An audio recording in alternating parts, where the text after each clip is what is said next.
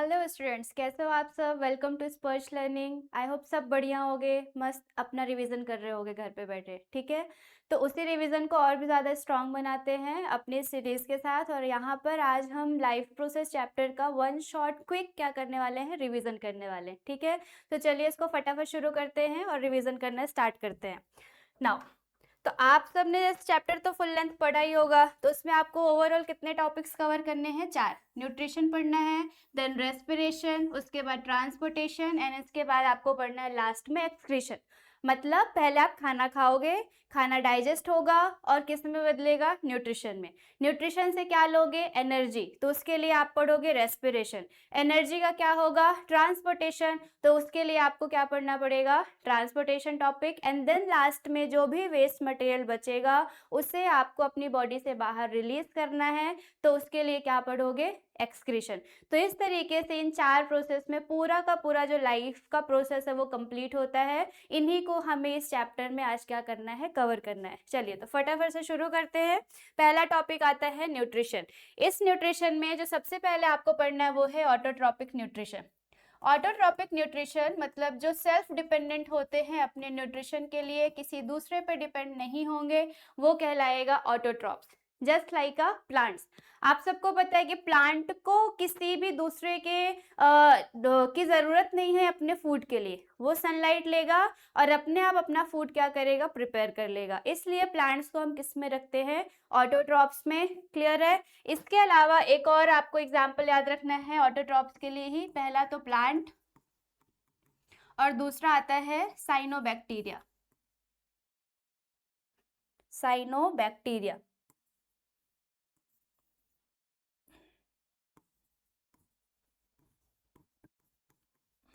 इसी को बोलते हैं ब्लू ग्रीन एल्गी।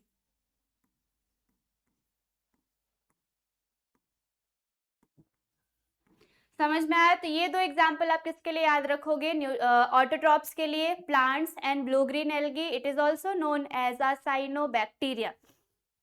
चलिए, इसको आप समझो कि जो प्लांट्स है वो क्या करते हैं? फोटोसिंथेसिस। बचपन से आप इस टॉपिक को पढ़ते आ रहे हो कि फोटोसिंथेसिस क्या होता है।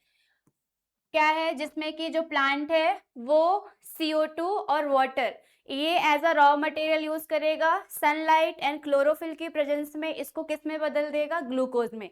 ग्लूकोज ये क्या है? प्लांट का फूड है। साथ में क्या रिलीज करेगा? ऑक्सीजन, जो आप और हम क्या करते हैं? इनहेल करेंगे। और सम अमाउंट ऑफ क्या रिलीज करेगा? वाटर। ठीक है, तो इसी के साथ पे इसकी रिएक्शन बनेगी। तो फर्स्ट तो इसने CO2 लिया और क्या लिया?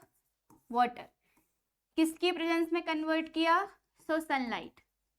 एंड सेकेंड क्या था? क्लोरोफिल। क्लियर? क्या बनाया? C6H12O6 ग्लूकोज बनाया। साथ में क्या रिलीज किया? Water. And some amount of क्या रिलीज किया? वाटर। सॉरी, साथ में क्या रिलीज किया? Oxygen. And some amount of क्या रिलीज किया? वाटर। सो ये रिएक्शन हो गई किसकी? फोटोसिंथेसिस की। इसको आप बैलेंस कर लो तो कैसे करोगे? 6 कार्बन एंड 12 वाटर, इनका यूज करेगा। तो यहाँ पर 6 ऑक्सीजन रिलीज करेगा और 6 क्या करेगा? Water release. तो इस तरीके से ये कंप्लीट होती है फोटोसिंथेसिस। और यही प्रोसेस है जिसके थ्रू प्लांट क्या करेंगे? अपने लिए फूड बनाएंगे। समझ में आया? Okay, now so leaves are the site of the synthesis of food. जो प्लांट है, प्लांट में जो लीफ है, लीफ क्या करती हैं? फूड को बनाती हैं। इसके साथ ही इसमें आपको और क्या याद रखना है कि जो लीव्स होती हैं उनमें क्या क्या स्ट्रक्चर्स होते हैं। तो फर्स्ट ऑफ ऑल जो सबसे स्टार्टिंग की सेल होती है वो कहलाती है मेसोफिल। इसके अंदर होता है क्लोरोप्लास्ट।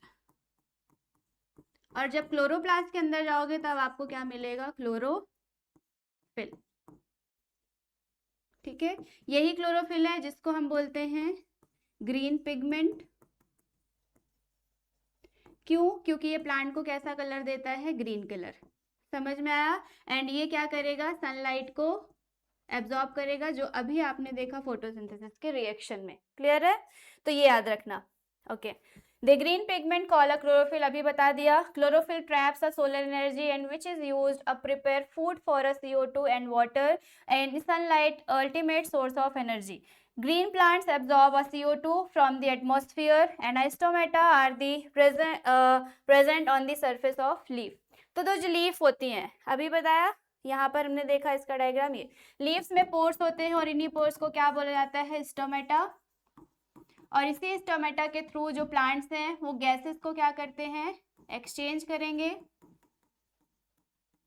जिसमें ऑक्सीजन को एनवायरनमेंट में रिलीज करेंगे और CO2 को कैच करेंगे, ठीक है। एंड साथ में स्टोमेटा कुछ वाटर को लॉस करता है जो एक्स्ट्रा वाटर प्लांट के लिए होता है, जो उसके लिए यूजफुल नहीं है, तो उस प्रोसेस को बोलते हैं ट्रांसपिरेशन। ये भी कौन परफॉर्म करता है, स्टोमेटा। समझ में आया? तो ये चीजें इसके बारे में आपको याद रखनी है। फिर आता है ओके फोटोसिंथेसिस, तो ये बता दिया। अब इसमें आपसे जो क्वेश्चन है वो ध्यान से सुनो, कैसा पूछता है, रॉ मटेरियल पूछता है, raw material of photosynthesis.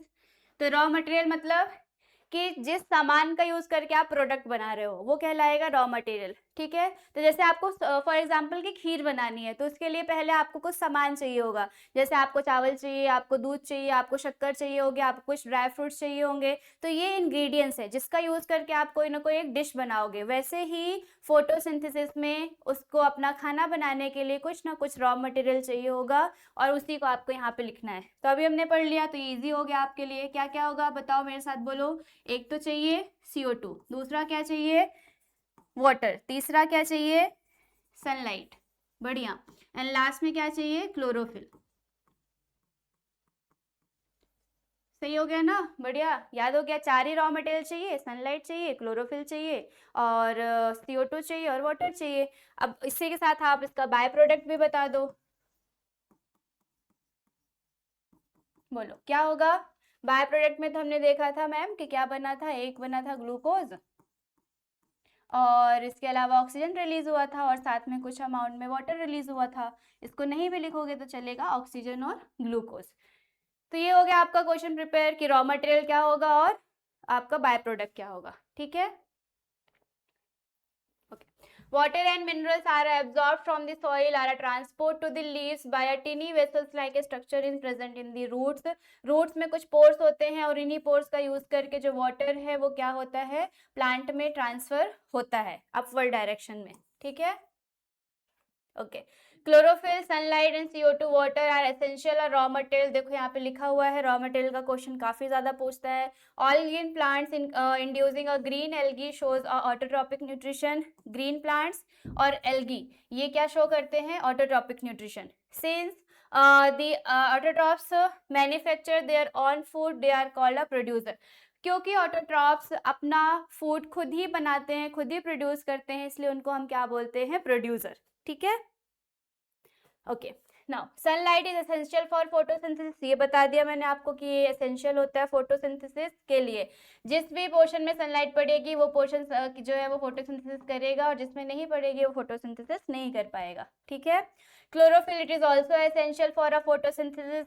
Plant में जिस जिस पोर्शन में क्लोरोफिल होगा सिर्फ वही पार्ट क्या बना पाएगा, अपने लिए फूड बना पाएगा, क्योंकि ये सनलाइट को एब्जॉर्ब करता है। अगर क्लोरोफिल नहीं होगा तो सनलाइट का एब्जॉर्प्शन भी नहीं होगा, ठीक है।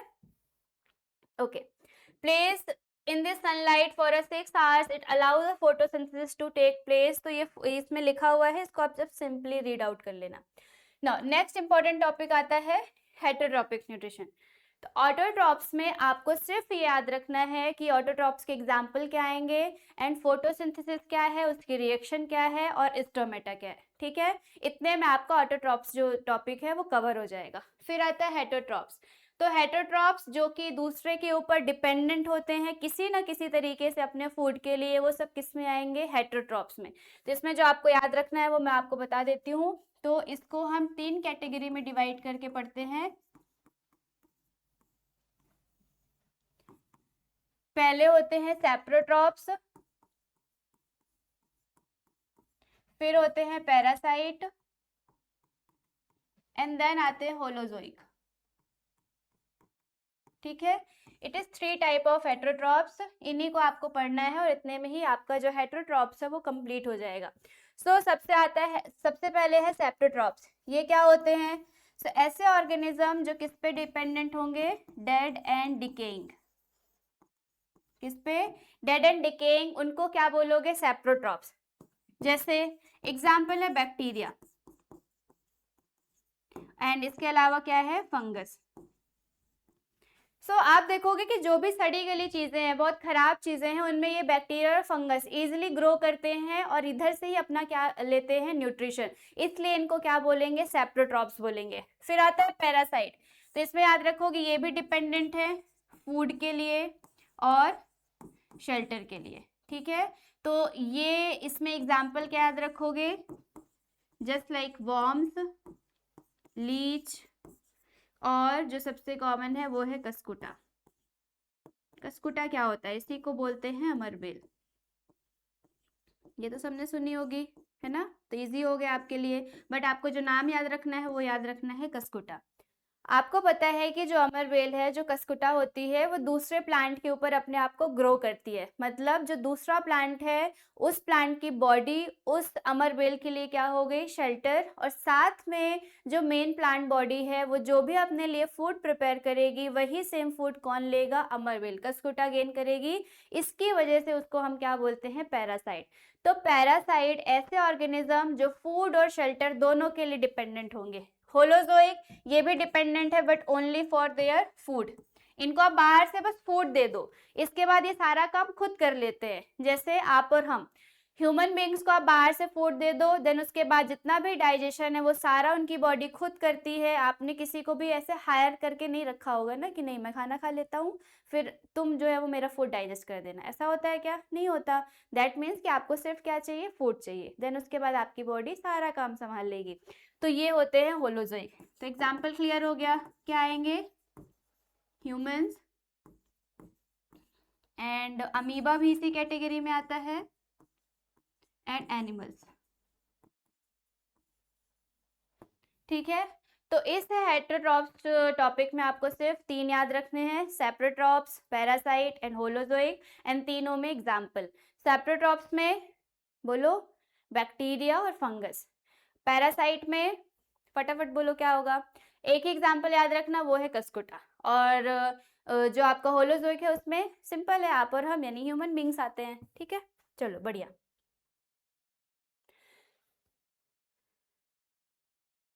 ओके, फिर आता है nutrition in human being, clear.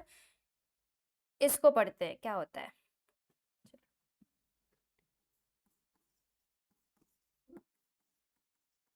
Nutrition in human being, पहली चीज तो इसमें जो आपको याद रखनी है वो है कि ये कहाँ होता है, तो याद रखोगे एलिमेंट्री कैनाल में।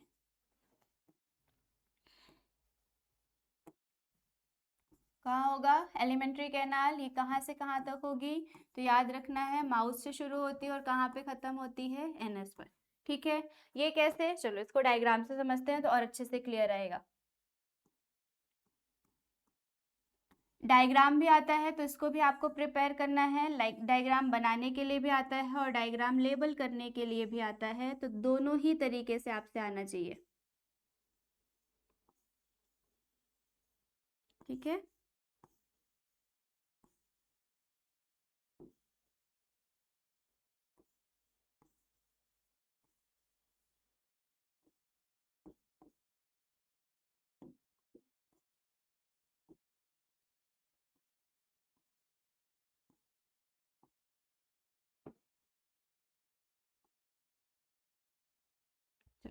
तो इसमें जो आपको है वो है सबसे स्टार्टिंग में माउथ, माउथ डाइजेशन में आता है, और उसके बाद क्या बताया, एनस। यहाँ तक आते आते जो एलिमेंट्री कैनाल है वो क्या होती है, खत्म हो जाती है। तो उसके बीच में और भी पार्ट्स होंगे जो डाइजेशन में पार्ट लेंगे, वो कौन से हैं, तो इसके अलावा ये देखो, ये है बकल कैविटी, ठीक है। इस बकल कैविटी में क्या क्या चीजें हैं, तो ये याद रखना है, इसमें होता है टीथ, टंग और सलाइवरी ग्लैंड्स,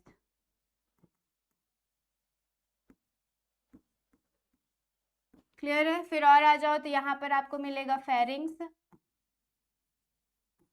फेरिंग्स के बाद आओ तो मिलेगा ईसोफेगस, इसी को बोलते हैं फूड पाइप। ठीक है, फिर और आ जाओ तो ये है स्टमक। स्टमक के बाद इधर आप देखोगे तो ये है लीवर। लीवर में एक ग्लैंड होती है, उसको बोलते हैं गॉल ब्लैडर। ठीक है, फिर ये है पैनक्रियाज। पैनक्रियाज के बाद this is a large intestine. Large intestine के बाद आएगी स्मॉल इंटेस्टाइन, एंड देन है रेक्टम।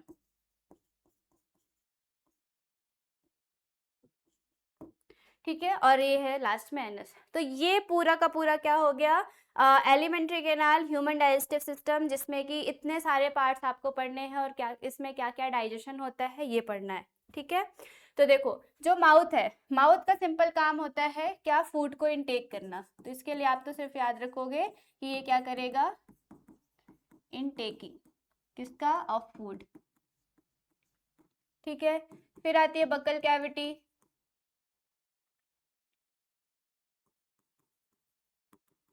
बकल कैविटी का काम क्या होगा, तो इसका काम है, इसमें टीथ होता है, टीथ का काम होगा फूड को चर्न करना। टंग का काम टेस्ट फील कराना, फूड को पुश करना आगे की तरफ ईसोफेगस में। एंड सलाइवा, इसमें जो सबसे इंपॉर्टेंट है वो है सलाइवरी ग्लैंड्स, वो याद रखना है। ये सिक्रीट करती है एक एंजाइम और उसका नाम है अमाइलेज। और ये अमाइलेज क्या करता है, ये सुक्रोज को कन्वर्ट करता है किसमें, माल्टोज में। ठीक है, सुक्रोज और माल्टोज क्या है, ये दोनों ही शुगर के फॉर्म है। शुगर को ही और क्या बोलते हैं, कार्बोहाइड्रेट।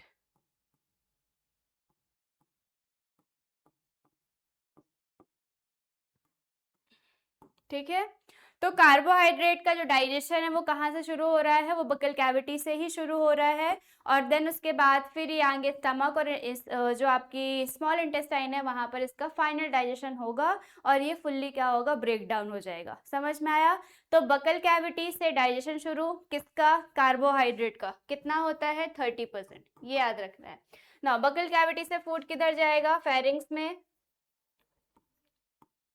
फेरिंग्स के बारे में याद रखना है कि ये क्या होगा, ये इस तरीके से पाइप है जो आगे चल करके दो पाइप में डिवाइड होता है और इसी पाइप को सेपरेट करती है एक कैप और उस कैप को बोलते हैं एपिग्लॉटिस।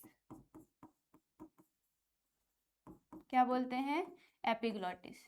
ठीक है, इसमें से जब अगर आप जो खाना खा रहे हो तो वो विंड पाइप को क्लोज कर देगा ताकि जो खाना है वो विंड पाइप में ना जाए, और जब आप सांस ले रहे होगे तो ये फूड पाइप को क्लोज करेगा ताकि जो एयर है वो किस में ना जाए, फूड पाइप में। इस तरीके से ये फेरिंग्स का काम होता है। एंड देन इसके बाद आता है ईसोफेगस।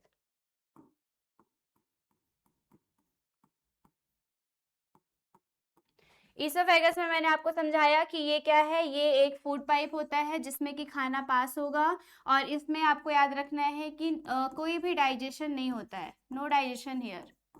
क्यों, क्योंकि यहाँ पर कोई भी एंजाइम नहीं होता है। जिस भी ऑर्गन में एंजाइम होगा सिर्फ वहीं पर क्या होगा, डाइजेशन होगा, ये भी याद रखना है। ईसोफेगस में कोई डाइजेस्टिव ग्लैंड, सॉरी एंजाइम की कोई ग्लैंड नहीं होती है, इसलिए यहाँ पर कोई डाइजेशन नहीं होगा। यहाँ पर सिर्फ क्या सिक्रीट होता है, म्यूकस। क्या होगा, म्यूकस। ये फूड को क्या बनाएगा, स्मूथ बनाएगा ताकि बिना किसी रफनेस के जो फूड है वो कहाँ आ जाए, स्टमक में। अब जो है वो मेन काम होता है स्टमक में, जिसमें जो स्टमक है वो रिलीज करता है गैस्ट्रिक जूस।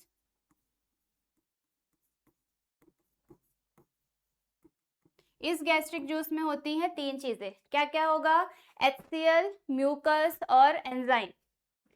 HCl, म्यूकस और एंजाइम। HCl क्या करेगा, ये किल करता है किसको, जितने भी माइक्रो ऑर्गेनिजम्स होते हैं आपकी फूड में उन्हें। एंड साथ में म्यूकस फूड को क्या करेगा, स्मूथ करेगा। और जो एंजाइम है वो कौन सा होता है, पेप्सिन। पेप्सिन किसे डाइजेस्ट करेगा, प्रोटीन को। पी से पेप्सिन और पी से प्रोटीन, ये हो गया। फिर आ जाओ, म्यूकस का एक यहाँ पर और काम होता है, ये प्रोटेक्ट करता है किसको, स्टमक की वॉल को। किससे करेगा? ये HCl से, क्योंकि HCl एक एसिड है और ये एसिड स्टमक के वॉल को बर्न ना कर दे, इसके लिए जरूरी है कि कोई ना कोई प्रोटेक्टिव लेयर हो, और वो कौन सी होती है? म्यूकस की। ठीक है, ओके। फिर उसके बाद यहाँ पर फूड डाइजेस्ट हुआ, अब ये कहाँ पर आ गया? ये आया इस वाले पोर्शन में, मतलब जिसको आप क्या बोल रहे हो? Small intestine. स्मॉल इंटेस्टाइन में फाइनल डाइजेशन होता है, और इस फाइनल डाइजेशन में कई सारी चीजें होंगी। लीवर ऐड करेगा क्या? बाइल जूस, ये याद रखना है। तो बाइल जूस का सिक्रीशन कहाँ से हुआ? लीवर से। ये क्लियर हो गया? ठीक है। पैनक्रियास क्या रिलीज करेगा? Pancreatic juice. इसमें एंजाइम होते हैं 3, कौन कौन से? ये याद रखना है, तो यहीं पे देख लो। पैनक्रियास रिलीज करता है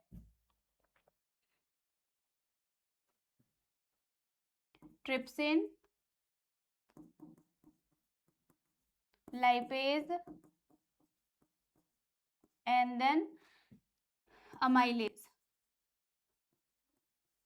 अमाइलेज दो जगह पर आया है, एक जगह पर आपने पढ़ा सलाइवरी अमाइलेज, और यहाँ पर है पैनक्रियाटिक अमाइलेज। अमाइलेज जिस भी जगह पर आएगा वो किसे डाइजेस्ट करेगा? कार्बोहाइड्रेट को। तो इसने किसे डाइजेस्ट किया? कार्बोहाइड्रेट को। Trypsin and pepsin, trypsin pepsin similar pronunciation से याद रखोगे कि ये सेम काम करते हैं। सेम काम मतलब कि ये आपके प्रोटीन को डाइजेस्ट करेंगे। एंड बचा लाइपेज, तो ये किसको डाइजेस्ट करेगा? फैट को। ठीक है, अब जो खाना है वो स्मॉल इंटेस्टाइन में डाइजेस्ट हुआ, देन इसके बाद ये कहाँ पर आएगा? आपका डाइजेस्टेड फूड यहीं से ब्लड में सप्लाई हो जाएगा, और जो भी अनडाइजेस्टेड फूड है वो आएगा लार्ज इंटेस्टाइन में, और इस तरीके से एनएस से होता हुआ बाहर आ जाएगा। ठीक है, और जो याद रखना है वो है कि फाइनल डाइजेशन में क्या क्या बनता है, तो याद रखना कार्बोहाइड्रेट किस में बदल जाता है? ग्लूकोज में। ठीक है, प्रोटीन किस में बदलता है? ये बदलता है अमाइनो एसिड में। फिर उसके बाद है फैट। फैट जो है वो दो पार्ट में डिवाइड होता है, एक बनाएगा फैटी एसिड और एक बनाता है ग्लिसरॉल। इस तरीके से ह्यूमन बीइंग में डाइजेशन कंप्लीट होता है। ठीक है, ओके। तो इसमें आप देख लो एलिमेंट्री कैनाल में कंप्लीट होता है। ये कहाँ से कहाँ शुरू होती है आपको बता दिया। पैनक्रियाज और लीवर इसमें इंपॉर्टेंट रोल प्ले करते हैं, कैसे करते हैं ये समझ लिया हमने। ठीक है, स्टमक, स्टमक क्या करेगा? इसमें होता है गैस्ट्रिक एंड डाइजेस्टिव जूस। ठीक है, और साथ में इसमें म्यूकस होगा, हाइड्रोक्लोरिक एसिड होता है, ये सब हमने देख लिया। स्मॉल इंटेस्टाइन जो है वो आपकी 7.5 मीटर लॉन्ग होती है। डिपेंड करता है कि पर्सन की हाइट कितनी है, उसी हाइट के हिसाब से इसमें स्मॉल इंटेस्टाइन होती है। ठीक है, देन स्मॉल इंटेस्टाइन में जो फूड है वो एब्जॉर्ब होगा किसके थ्रू? विलाइज के थ्रू। तो ये है स्मॉल इंटेस्टाइन। इसमें इस टाइप से फिंगर लाइक प्रोजेक्शंस होते हैं। इन फिंगर लाइक प्रोजेक्शंस को ही क्या बोलते हैं? विलाइज। ये विलाई सरफेस एरिया को इंक्रीज करती हैं, और इसी के थ्रू ब्लड वेसल्स कनेक्टेड होती हैं, और जो भी आपकी स्मॉल इंटेस्टाइन ने फूड को डाइजेस्ट किया है, अब वो न्यूट्रिएंट बन करके और ब्लड के थ्रू होता हुआ पूरी बॉडी में क्या हो जाएगा? सर्कुलेट। समझ में आया?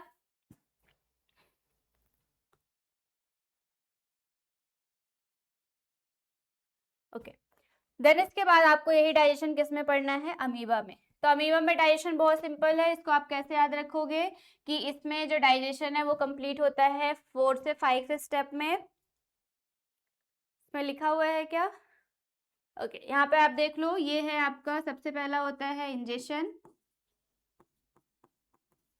इंजेशन के बाद आता है डाइजेशन, उसके बाद आएगा एब्जॉर्प्शन, फिर आता है एसिमिलेशन, और फिर आता है इजेशन। इजेशन को ही बोलते हैं एक्सक्रीशन।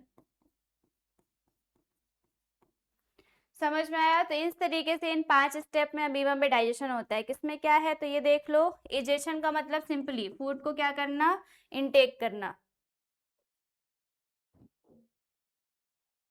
फूड को क्या करना? इनटेक करना। डाइजेशन का मतलब फूड को ब्रेक डाउन करना। फिर ब्रेक डाउन करने के बाद उसमें क्या मिक्स करना? एंजाइम। एंजाइम के बाद उसी फूड को अब क्या करना? यूटिलाइज। एंड लास्ट में वेस्ट को क्या करना, बॉडी से बाहर रिलीज कर देना।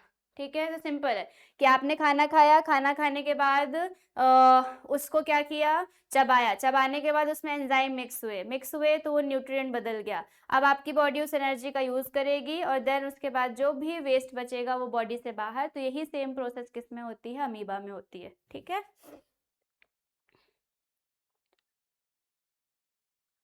ना। तो न्यूट्रिशन टॉपिक हो गया। देन उसके बाद आता है रेस्पिरेशन। न्यूट्रिशन में आपको ह्यूमन में न्यूट्रिशन, अमीबा में nutrition, heterotrophs and autotrophs, plants में और एनिमल्स में डिफरेंट डिफरेंट टाइप्स में कैसे न्यूट्रिशन होता है, ये सब हमने देख लिया। ठीक है, ओके। अब आपको पढ़ना है रेस्पिरेशन। तो देखो, कनेक्ट करो प्रीवियस टॉपिक से कि आपने प्रीवियस टॉपिक में क्या पढ़ा कि न्यूट्रिशन, न्यूट्रिशन से आपने बॉडी में जो भी फूड खाया उसे डाइजेस्ट किया, अब वो किस में बदलेगा, एनर्जी में, और उसी एनर्जी को बनाने की जो प्रोसेस है उसको हम क्या बोलते हैं, रेस्पिरेशन। ठीक है, इसमें आपसे मेनली टाइप्स पूछता है, तो पहले वो पढ़ लेते हैं कि जो रेस्पिरेशन है वो आपका दो टाइप का होता है, एक है एरोबिक और दूसरा है आपका एनारोबिक। क्लियर, क्या होता है ये देख लो। सो एरोबिक में ऑक्सीजन जो है वो रिक्वायर होता है, इसमें 38 एटीपी बनते हैं, और एनारोबिक में जो है वो ऑक्सीजन इसमें बहुत लेस या फिर नहीं होता है, इसमें सिर्फ 2 एटीपी बनते हैं। इसमें भी 2 स्टेप होते हैं, और जो आपका एरोबिक रेस्पिरेशन था उसमें भी कितने स्टेप होते हैं, 2 स्टेप होते हैं। ठीक है, तो दोनों में बेसिकली डिफरेंस पूछता है, तो डिफरेंस याद रखना है। अगर आप देखोगे एरोबिक और एनारोबिक, एरोबिक में कितने एटीपी बनेंगे, 38 एटीपी, पहला डिफरेंस। इसमें कितने बनेंगे, 2 एटीपी। ठीक है, दूसरा, ये ऑक्सीजन की प्रेजेंस में होता है और ये ऑक्सीजन की एब्सेंस में होता है, दूसरा डिफरेंस हो गया। तीसरा, कि इसकी जो लोकेशन है वो होती है माइटोकॉन्ड्रिया। आप सबने सुना होगा ना, या आपने पढ़ा भी है कि माइटोकॉन्ड्रिया को क्या बोलते हैं, पावर हाउस। क्यों, क्योंकि वो एनर्जी बनाता है, तो इसलिए इसकी लोकेशन माइटोकॉन्ड्रिया, इसकी लोकेशन होती है साइटोप्लाज्म। साइटोप्लाज्म क्या है, तो आपको पता है कि सेल के अंदर एक लिक्विड फिल होता है और उसी लिक्विड को क्या बोलते हैं, साइटोप्लाज्म। तो बेसिकली 3 डिफरेंस सफिशिएंट होते हैं, 2 या 3 मार्क के क्वेश्चन में ही इसको पूछा जाता है, डिफरेंस बिटवीन एरोबिक और एनारोबिक। तो ये 3 डिफरेंस आप उसमें मेंशन कर सकते हो। ठीक है, चलो। देन आता है रेस्पिरेटरी ट्रैक। ये देखो, ये जो बना हुआ है, इसमें होती है नेसल कैविटी, ठीक है, फेरिंग्स होता है, ट्रैकिया है, लंग्स है एंड डायाफ्राम है। तो ये पूरा रेस्पिरेटरी ट्रैक बनाने के लिए तो बहुत रेयर है, बट मेनली जो है वो लेबल करने के लिए आता है कि ए बी सी, ये 3 पार्ट आपको दे दिया और इसको बोला कि आप इसको लेबल करो। क्या होता है ये, तो ये वो ट्रैक है जिसके थ्रू आप एयर को इनहेल करते हो और एयर को एक्सहेल करते हो, मतलब ऑक्सीजन इनहेल करोगे और CO2 को क्या करोगे, एक्सहेल। जब ऑक्सीजन आप इनहेल करते हो, वही ऑक्सीजन जाता है आपके माइटोकॉन्ड्रिया में और क्या बनाएगा, एनर्जी, और बदले में क्या रिलीज करोगे, कार्बन डाइऑक्साइड। समझ में आ गया। और अगर कभी कभी ऑक्सीजन, जैसे आपने हैवी वर्कआउट कर लिया, तब क्या होगा, जितनी भी ऑक्सीजन आपने इनहेल की वो कम पड़ गई बॉडी में, बट फिर भी आपको काम करने के लिए क्या चाहिए, एनर्जी। उस सिचुएशन में जब रेस्पिरेशन होता है तो वो कहलाता है एनारोबिक रेस्पिरेशन, और इसमें एनर्जी बनती है पर बहुत कम बनती है। आपने देखा ना, सिर्फ 2 एटीपी ही बनती है। ठीक है, तो इस तरीके से इस हैवी वर्कआउट में एनारोबिक होगा, और उस एनारोबिक में जो सिक्रीट होता है बॉडी में वो क्या है, लैक्टिक एसिड। क्या होता है, लैक्टिक एसिड। ठीक है, यहाँ पर आप देख लो, तो एनारोबिक है, इसमें सिक्रीट होता है लैक्टिक एसिड, और इसी लैक्टिक एसिड से क्या होते हैं, मसल्स में क्रैम्प आते हैं। क्या आएंगे, क्रैम्प। ठीक है, ओके। नाउ नेक्स्ट आता है ट्रांसपोर्टेशन। तो आपने एनर्जी भी बना ली, मतलब कि एरोबिक और एनारोबिक रेस्पिरेशन हो गया, एटीपी के फॉर्म में एनर्जी बन गई। एटीपी का फुल फॉर्म याद रखना है कि क्या होता है, तो एटीपी है उसका फुल फॉर्म होता है एडिनोसिन ट्राइफॉस्फेट।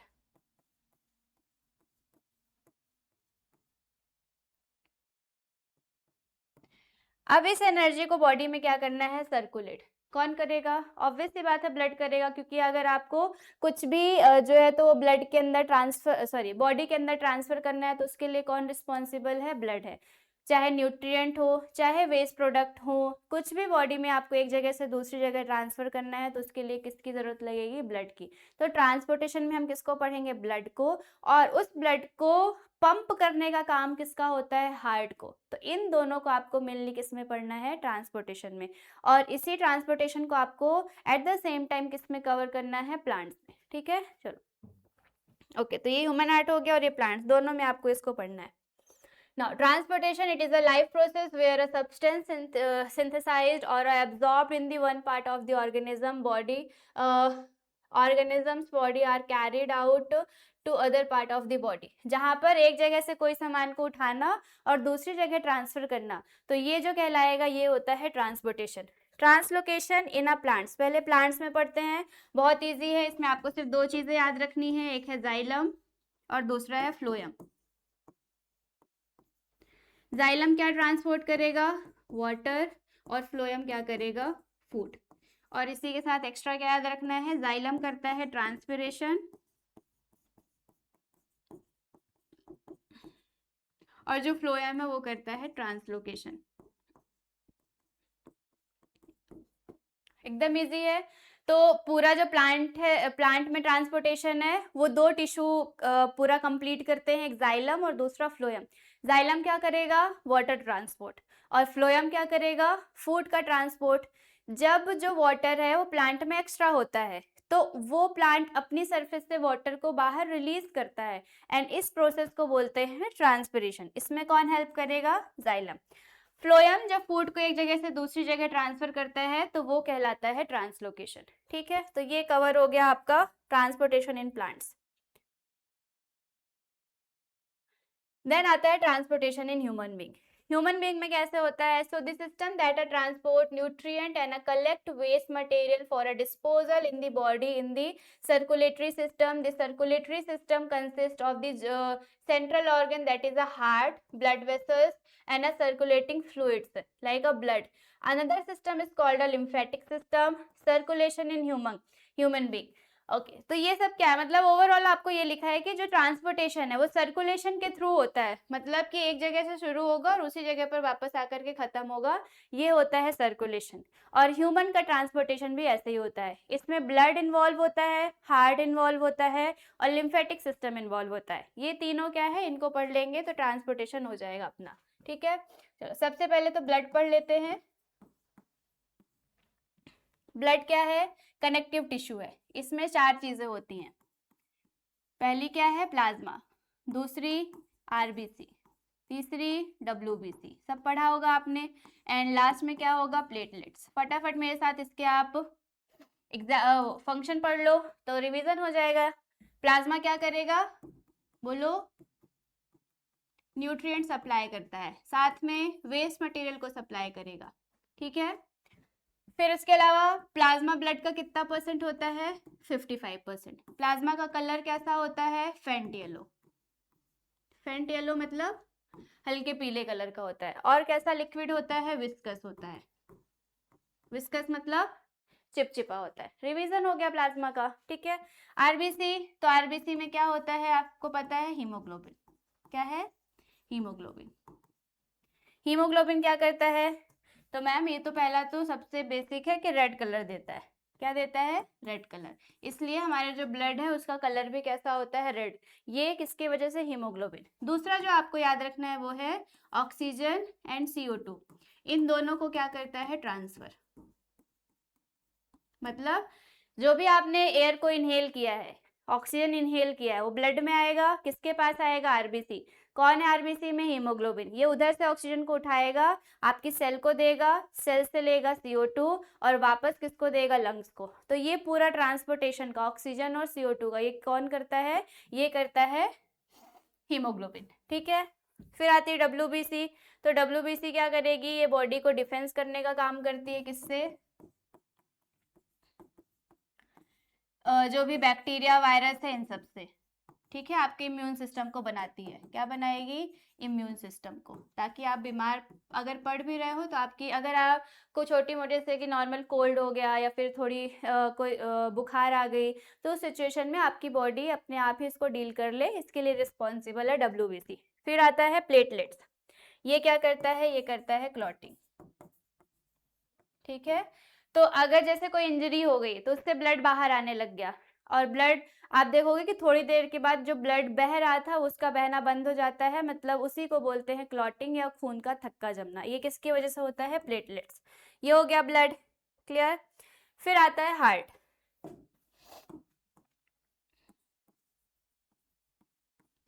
हार्ट में आपको याद रखनी है कुछ चीजें, जैसे कि फिश जो है उसमें कितने चैम्बर का हार्ट होता है? तो 2 चैम्बर।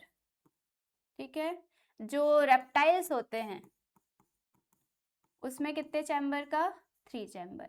जो मैमल्स होते हैं, मैमल्स मतलब जो अपने बच्चों को फीड कराते हैं, जैसे आप और हम, और जो भी एनिमल्स हैं वो हो गए, इनमें होता है 4 चैम्बर का। समझ में आया? मतलब कि ह्यूमन बींग्स में कितने चैम्बर का हार्ट? 4 चैम्बर का। ये क्लियर हो गया। जो एक्सेप्शन है वो याद रखना है कि रेप्टाइल्स, आपको पता है कि कितने चैम्बर्स के हार्ट, रेप्टाइल्स में कितने चैम्बर का हार्ट होता है? 3 चैम्बर का। बट जो क्रोकोडाइल है वो भी क्या है? आपका रेप्टाइल है बट उसमें 3 की जगह कितने चैम्बर होते हैं? 4 चैम्बर। तो ये चीज आपको याद रखनी है किसमें? क्रोकोडाइल में, कि इसमें 3 की जगह 4 चैम्बर होते हैं, ह्यूमन में भी 4 चैम्बर होते हैं। ठीक है, चलो अब इसके बाद आप देखो कि ह्यूमन का जो हार्ट है वो कैसे फंक्शन करता है।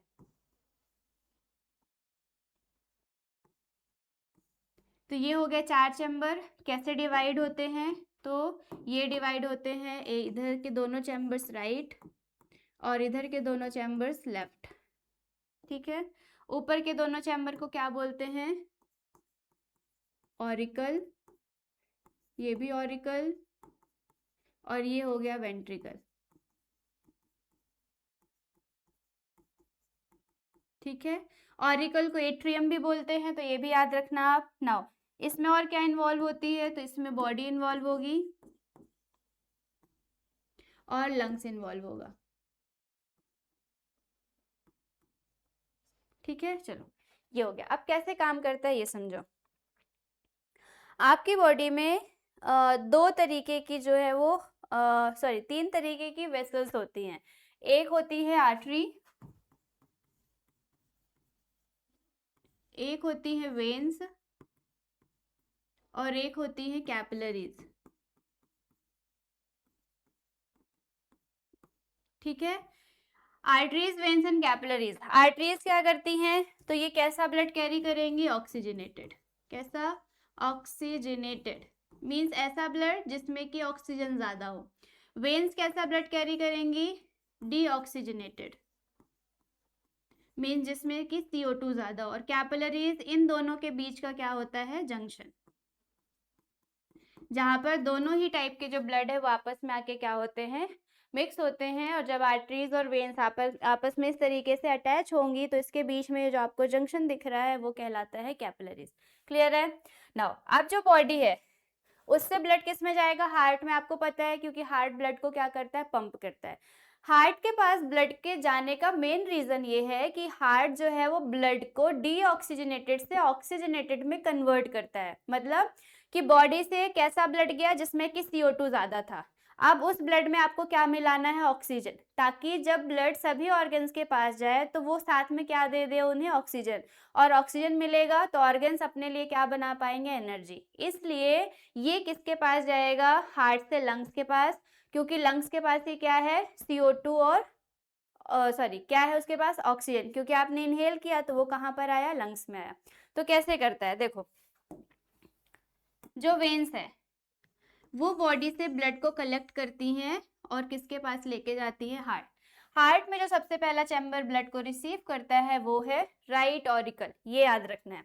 कौन लेकर गया? वेन्स।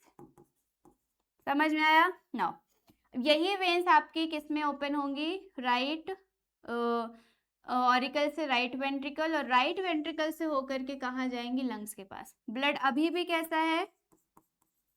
डीऑक्सीजनेटेड और यहाँ पर भी ब्लड कैसा है, डीऑक्सीजनेटेड।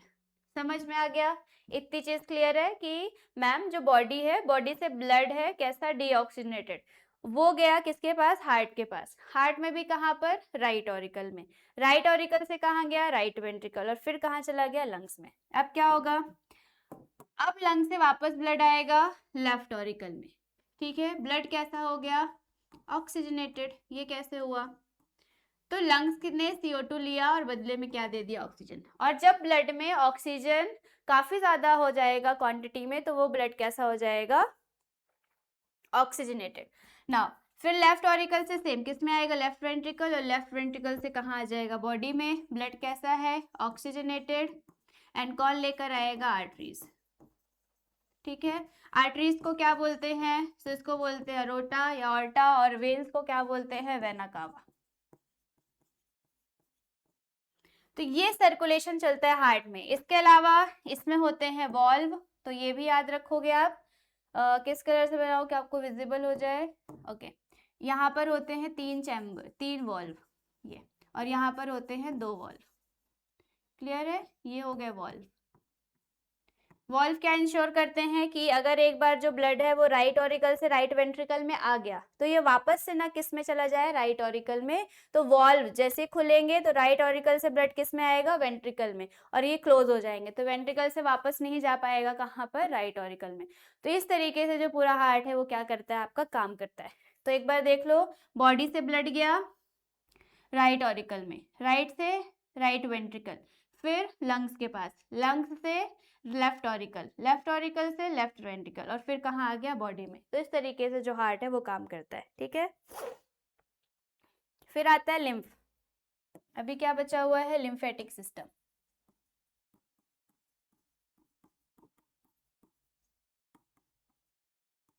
ये क्या होता है, देखो आपने आर्टरीज पढ़ी ना अभी, ये जनरली रेड होती है, इसलिए इसको मैं रेड कलर से बना रही हूँ, और ये थिक होती है। ठीक है, इनकी होती है सब ब्रांचेस इस तरीके से। फिर आती है वेन्स, वेन्स भी पढ़ी, ये होती है जनरली ब्लू कलर की, इसलिए इसको मैं ब्लू कलर से बना रही हूँ। ठीक है, ये आर्टरीज के कंपैरिजन में क्या होती हैं, थिन होती है, तो ये भी याद रख। ओहो, कोई बात नहीं, ये हो गया। तो आर्टरीज एंड वेन्स आपस में क्या आपको दिख रही हैं, अटैच एक पर्टिकुलर जगह पर, और इसी को बोलते हैं, क्या बोलेंगे, कैपिलरी। बढ़िया, क्या हो गया ये, कैपिलरीज। ठीक है, और देखो इनके आसपास क्या होंगे, टिश्यूज, इस तरीके से। इन टिश्यू के बीच में आपको गैप दिख रहा है। अब आपको पता है कि आर्टरीज ब्लड को क्या कर रही है, फ्लो कर रही है। आर्टरीज से जो ब्लड है, और इधर पे वेन्स है, इधर पे आकर के कुछ ब्लड जो है वो आपका क्या होता है, स्टोर होता है, और इसी ब्लड को क्या बोलते हैं, ये किस में आता है, कैपिलरीज में। और कैपिलरीज के थ्रू ये किस में जाएगा, इन सारे टिश्यूज के बीच में जो आपको गैप दिख रहा है उसमें, और इसको बोलते हैं लिम्फ। यही क्या कहलाएगा, लिम्फ। और इसी से कनेक्टेड होती हैं लिम्फेटिक वेसल्स।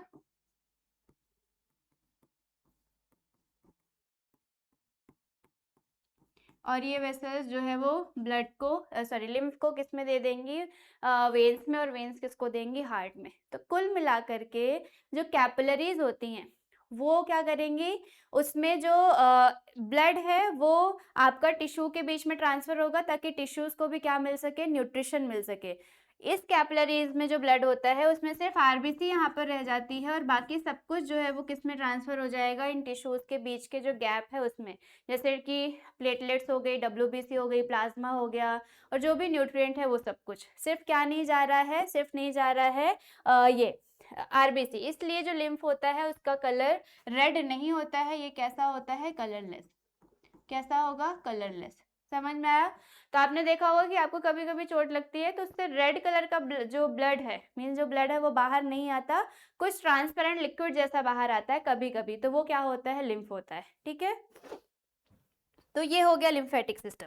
तो ट्रांसपोर्टेशन में आपने क्या क्या पढ़ लिया, आपने पढ़ लिया कि ह्यूमन हार्ट कैसे फंक्शन करता है, जो ब्लड है उसमें क्या क्या चीज़ें होती हैं, और साथ में जो लिम्फेटिक सिस्टम है वो कैसे काम करता है। समझ में आया? ओके, तो ये ओरिजिनल हार्ट का डायग्राम है। यहाँ पर कैसे क्या होता है तो इसकी लेबलिंग भी आती है, तो ये भी याद रखना है आपको, ठीक है। तो इसके लिए आप जस्ट एक बार जो आपको मैंने अभी बॉक्स वाला डायग्राम पढ़ाया है उसको आप एक बार देखना, और वो कैसे काम करता है उसको पढ़ लेना, रिवाइज कर लेना।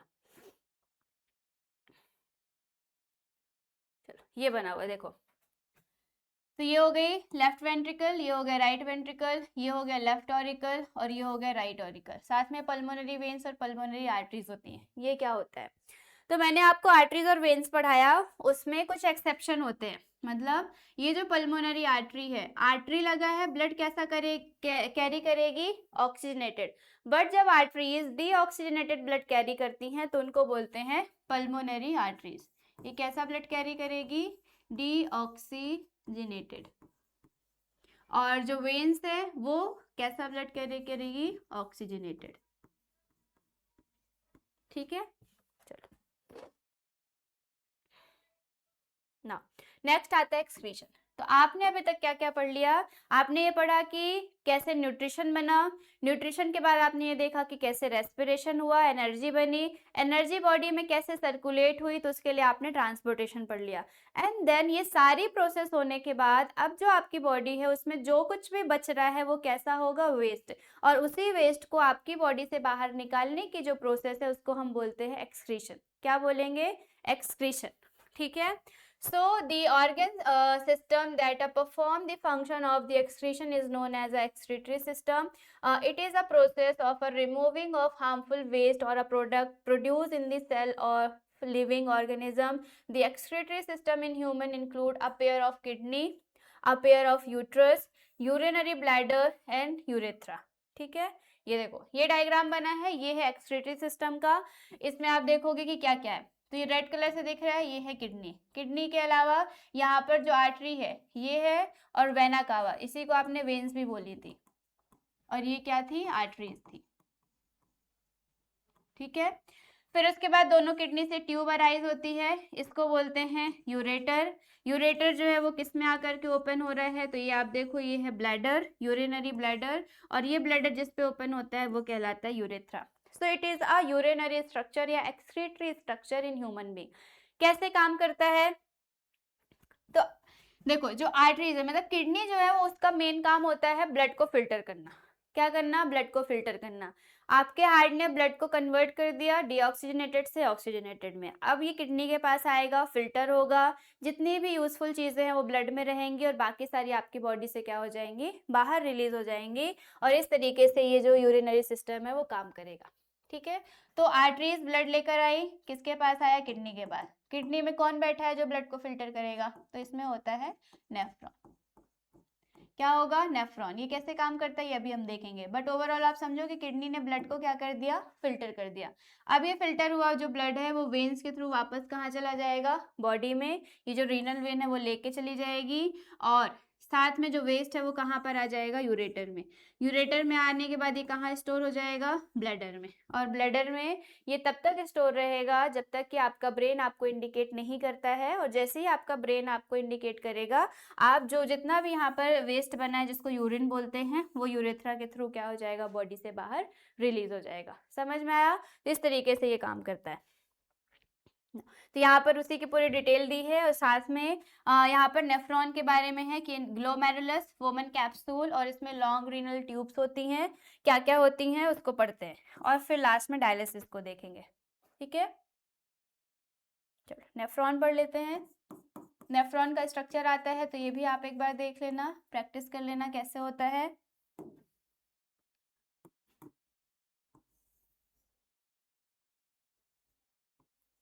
ये बाउल लाइक स्ट्रक्चर है, इसको बोलते हैं वोमन कैप्सूल। क्या बोलेंगे, वोमन कैप्सूल। और इसमें कुछ बंच ऑफ कैपिलरीज होती है, ये कहलाती है ग्लोमेरुलस। क्या कहलाएगी, ग्लोमेरुलस, ठीक है। देन इसके बाद इसी से आती हैं ट्यूब। पहली ट्यूब हो गई, इसको क्या बोलोगे, पीसीटी। फिर ये दूसरी ट्यूब है, ये कहलाती है एलओएच, और यहाँ से ही तीसरी ट्यूब अराइज होती है और वो कहलाती है डीसीटी। और ये कॉमन ट्यूब में, कॉमन डक्ट में ओपन हो जाएगी और इसको बोलते हैं कलेक्टिंग डक्ट।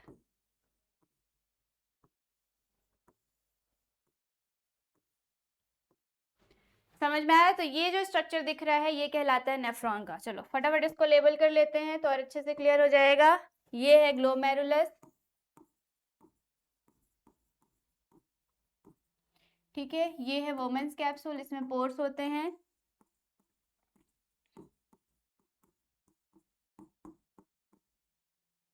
ये है पीसीटी, इसको बोलते हैं प्रॉक्सिमल कॉन्वुलेटेड टिब्यूल, ठीक है। ये LOH है तो ये होता है लूप ऑफ हेनले, कौन ले? हेनले। और इसमें आता है ये है DCT, इसको बोलते हैं डिस्टिल कॉन्वुलेटेड टिब्यूल, ठीक है। एंड लास्ट में आती है कलेक्टिंग डक्ट, क्या होगी? कलेक्टिंग डक्ट, ठीक है। नाउ तो ये पूरा स्ट्रक्चर हो गया किसका? ये हुआ नेफ्रॉन का। कैसे काम करता है ये देख लो। तो ग्लोमेरुलस जो है वो ब्लड को यहाँ पर इकट्ठा करेगा, वोमेन्स कैप्सूल इसको फिल्टर करना शुरू करेगा, ग्लोमेरुलस से वोमेन कैप्सूल के बीच में फिल्ट्रेशन होगा, तो जितने भी बड़े पार्टिकल्स है वो सारे ऊपर रह जाएंगे और जो भी लिक्विड है वो कहाँ आ जाएगा? इन सारी ट्यूब्स में, ठीक है। जस्ट लाइक कि आप छन्नी से चाय छानते हो तो चाय पत्ती जो है क्योंकि बड़े पार्टिकल्स होते हैं तो छन्नी पे रह जाती है और नीचे जो कप होता है उसमें सारा लिक्विड पोर्शन आ जाता है। इसी तरीके से ब्लड भी फिल्टर होता है। देन जो भी लिक्विड चीजें हैं वो किस में आई? पीसीटी, इससे होते हुआ कहाँ गया? LOH, और उसके बाद कहाँ पर गया? DCT। DCT में फाइनल जो है वो फिल्ट्रेशन होता है और उसके बाद जो भी वेस्ट है वो कहाँ आ जाता है? कलेक्टिंग डक्ट में। और ये वही कलेक्टिंग डक्ट है जो किससे जुड़ी होती है? यूरेटर से। ये दिख रही है। तो यहाँ पर कलेक्टिंग डक्ट बनी थी और ये किससे अटैच हो गई? यूरेटर से। और फिर उसके बाद की प्रोसेस तो आपको पता है कि यूरेटर किस में ओपन होगा? ब्लैडर में। और ब्लैडर जो है वो किस में ओपन हो जाएगा? यूरेथ्रा में, ठीक है। तो इस तरीके से जो नेफ्रॉन है वो काम करता है। क्लियर? और इसमें क्या याद रखना है कि 3 स्टेप में जो है वो यूरिन का फॉर्मेशन या ब्लड का फिल्ट्रेशन होता है। जो पहला स्टेप है वो कहलाता है अल्ट्रा फिल्ट्रेशन,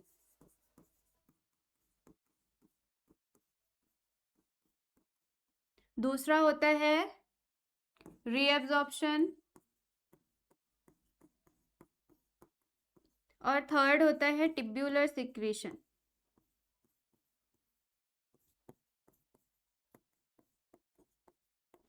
ठीक है। अल्ट्रा फिल्ट्रेशन क्या है? तो ये जब यहाँ तक का फिल्टर होगा मतलब ब्लड ग्लोमेरुलस से किस में आया? वोमेन कैप्सूल में, तो इस पूरे प्रोसेस को बोलते हैं अल्ट्रा फिल्ट्रेशन। रीअब्जॉर्प्शन क्या होगा? जब जो ब्लड है वो कहाँ आएगा? पीसीटी और LOH और DCT, और इसी से कनेक्टेड होती हैं कैपिलरीज, इस तरीके से। क्योंकि अगर यहाँ पर आप देखोगे कि जो ब्लड है उसमें जब ये फिल्टर होकर के नीचे आया, कुछ ऐसे भी पार्टिकल्स होंगे जो आपकी बॉडी के लिए यूजफुल हैं बट उनका साइज छोटा है इसलिए वो कहाँ पर आ गए? पीसीटी में। तो जो साथ की जो कैपिलरीज होती हैं जो लगी हुई हैं यहाँ पर ब्लड वापस से क्या हो जाएगा? रीअब्सॉर्ब, इसको बोलते हैं रीअब्सॉर्प्शन। तो ये कहलाएगा, इसकी जो डायरेक्शन है वो होती है नेफ्रॉन टू कैपिलरीज, ठीक है ना।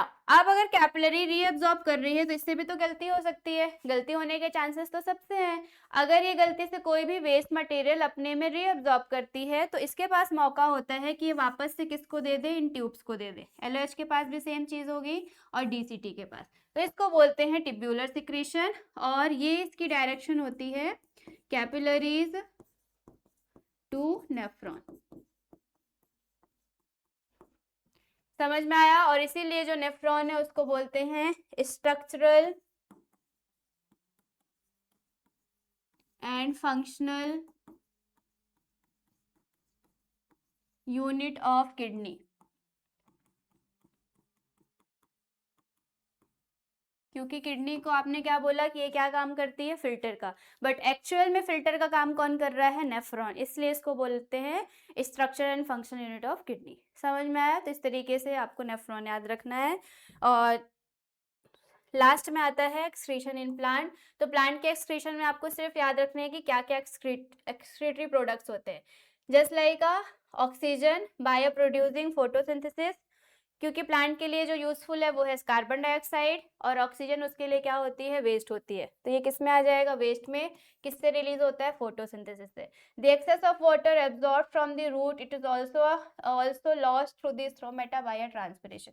तो मैंने आपको थोड़ी देर पहले ही बताया था कि ट्रांसपिरेशन से प्लांट एक्स्ट्रा वाटर को क्या करता है, बाहर रिलीज कर देता है, और इसको बोलते हैं ट्रांसपिरेशन। ये भी प्लांट के लिए वेस्ट है। Cell vacuoles, gum, resin, it is also a waste product. Waste products may be stored in the leaves and fall. तो अगर जैसे प्लांट की लीफ आप देखो जब सूखती हैं तो पेड़ से नीचे गिर जाती है, लीफ फॉल होता है, वो भी प्लांट के लिए क्या होता है, वेस्ट होता है। ठीक है। Plants get rid of excess of water by the transpiration. Transpiration is the evaporation of water from the plant, and the water evaporate through the stomata. Stomata help in the gases exchange and evaporation of the water. तो stomata के दो function, पहला gas को exchange करने का, जिसमें कि CO2 को प्लांट के अंदर और ऑक्सीजन को प्लांट से बाहर करता है, और ट्रांसपिरेशन करता है। समझ में आया। तो इस तरीके से आपने ये पढ़ लिया कि आपका जो लाइफ प्रोसेस का चैप्टर है वो कैसे 4 टॉपिक में खत्म होता है, कैसे न्यूट्रिशन बना, कैसे एनर्जी बनी, उसका कैसे ट्रांसपोर्टेशन हुआ, एंड लास्ट में वो कैसे जो भी वेस्ट बचा वो बॉडी से कैसे बाहर हो गया। ठीक है। तो ये आपका हो गया लाइफ प्रोसेस का रिवीजन। इसको आप पढ़िए। अगर आपको कोई डाउट आता है तो आप कमेंट सेक्शन में उसको बताइए, उसको रिजॉल्व किया जाएगा। तब तक के लिए थैंक यू सो मच। मिलते हैं नेक्स्ट लेक्चर में।